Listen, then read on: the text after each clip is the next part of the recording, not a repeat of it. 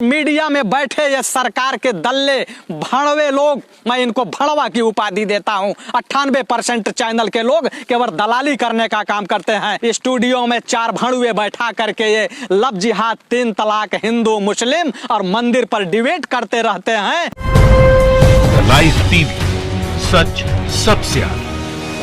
और विपक्ष में बैठे आदमखोर नेता जो कि कहते हैं हम किसानों के हितैषी हैं, मजदूरों के हितैषी हैं, दलितों के हितैषी हैं, यह जो है जब जब प्याज की कीमत बढ़ती है या सब्जी की कीमत बढ़ती है तो इनको 440 वोल्ट का झटका लगता है कि जैसे करंट मार दिया हो। और अपनी टीआरपी लेने के लिए जो भी 98% जो मीडिया चैनल के लोग हैं, एक हाथ में माइक लेते हैं और एक हाथ में कैमरा लेते हैं और मंडियों की तरफ रुख कर लेते हैं। और मंडियों की तरफ जब पहुंचते हैं तो इनकी माइक और कैमरा का रुख किधर होता है? जो शहर की महिलाएं होती हैं, जो 1000 रुपए का मेकअप करते हुए एक हाथ में टोकरी होती है और कंधे में बैग होता है इतना सारा बड़ा सा, और दूसरे हाथ में रुमाल होता है, पसीना पोंछती रहती हैं कि 1000 रुपए का किया गया मेकअप खराब ना हो जाए। सीधे मीडिया के लोग माइक उनके मुंह पे लगाते हैं और कहते हैं कि प्याज की कीमत बढ़ गई, टमाटर की कीमत बढ़ गई, आपकी रसोई का क्या हाल है?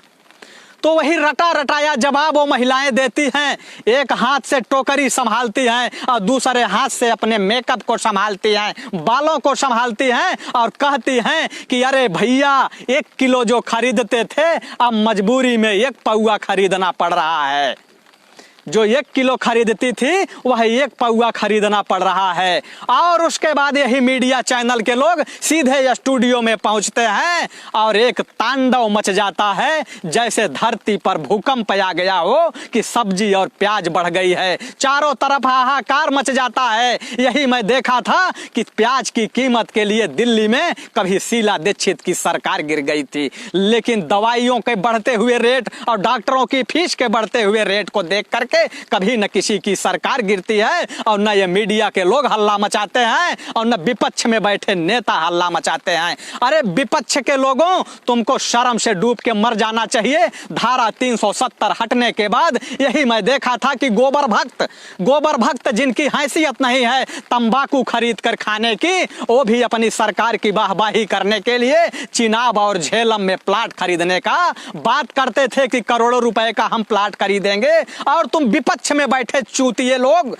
जो कि किसानों और मजदूरों की आवाज बनते हो और कहते हो हम किसानों और मजदूरों के हित की लड़ाई लड़ते हैं, लेकिन जब किसानों के प्याज का रेट और टमाटर का रेट बढ़ता है तब तुम्हारे जो है कुलबुली उठती है, तुम भी हल्ला मचाने का काम करते हो। लेकिन मैं तुम लोगों से यह कहना चाहता हूं कि ये टमाटर और प्याज की कीमत पर हल्ला मचाने से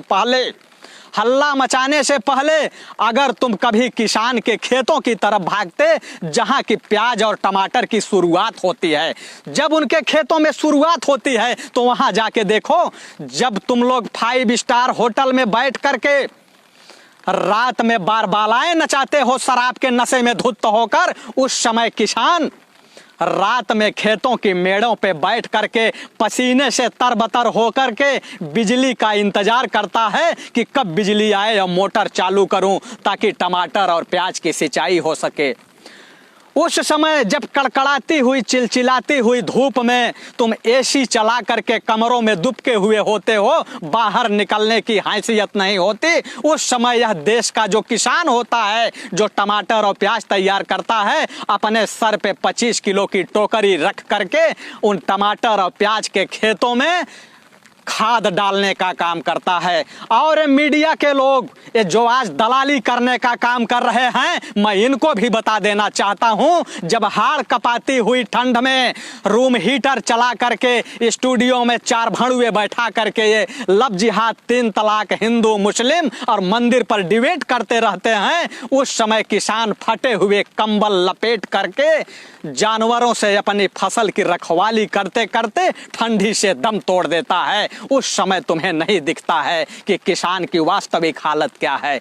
लेकिन मैं यह कहना चाहता हूं कि यही मीडिया के लोग और यही शहरी महिलाएं और यही आदमखोर बैठे हुए नेता जब कभी शहरों से गांव की तरफ निकलते हैं तो यही किसान लोग अपनी सब्जियां खेतों से तोड़ के सड़कों पे लेके बैठे मिल जाते हैं। और जब सड़कों पे बैठे रहते हैं तो यही लोग कहते हैं कि ये क्या भैया सब्जी क्या रेट दिए, तो किसान कहता है कि भैया 20 रुपए किलो है। तो उससे ये लोग मोल तोल करते हैं, कहते हैं 20 रुपए नहीं, अरे इतना लूट रहे हो, 20 रुपए में सब्जी नहीं है, 10 रुपए में अगर देना हो तो दे दो। वही किसान हाथ जोड़ता है, गिड़गिड़ाता है और कहता है बाबू साहब घाटा आएगा, बड़ी दवाएं डाली हैं, बड़ी मेहनत किया है, बिजली का बिल है और लड़कों की बड़ी अपेक्षाएं हैं, 20 रुपए नहीं 18 दे दो बाबू। लेकिन ये 18 भी नहीं देते और 10 रुपए में कहते हैं कि देना हो दो, नहीं तो मत दो। लेकिन अपनी दबी इच्छाओं से किसान इनको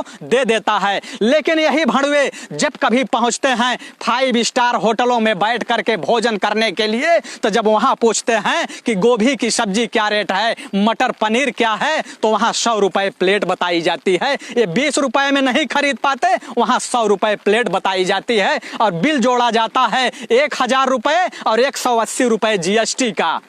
और जब जोड़ के 1280 बताया जाता है तो ये 1500 रुपए देते हैं और कहते हैं ये टिप्स है रख लो, अगर हम इसको वापस लेंगे तो हमारी बेइज्जती हो जाएगी। लेकिन ये किसानों से जब वापस लेते हैं तो इनकी बेइज्जती नहीं होती है और जब वहां देते हैं तो वहां इनकी बेइज्जती नहीं होनी चाहिए, वहां ये दे देंगे। इस तरीके का ये खेल है। अरे भड़ुओं, मैं ये कहता हूं तुम लोगों को कि कभी किसानों के बारे में सोचने का काम करो कि किसानों की कितनी इच्छाएं होती हैं, कितनी अपेक्षाएं होती हैं। किसान जब पहली बारिश होती है, अपने खेत में धान की फसल जब लगाने जाता है या सब्जी की फसल लगाता है, तो ट्रैक्टर की जुताई का उधार उसके पास होता है, खाद का उधार होता है, बीज का उधार होता है, बच्चों की फीस का उधार होता है। अगर घर में कोई बीमार हो गया तो डॉक्टरों के भी लाख लाख रुपए उधार भी नहीं होते, या तो उसकी बीवी के जेवर बिक जाते हैं, या तो उसके गहने बिक जाते हैं, या तो घर बिक जाता है, तब जाकर के उनका इलाज होता है। उसके लिए तुम लोग कभी लड़ाई नहीं लड़ते हो। मैं ये कहता हूं कि ये चाहे सत्ता पक्ष के नेता हों और चाहे विपक्ष के लोग हों, इस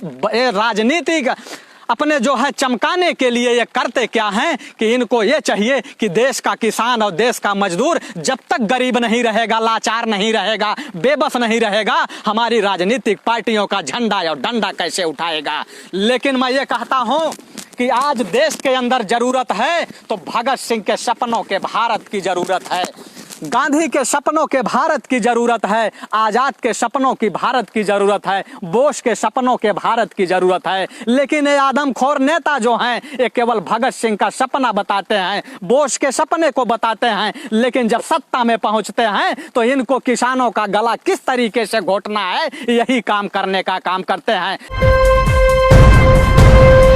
लाइव टीवी, सच सबसे आगे।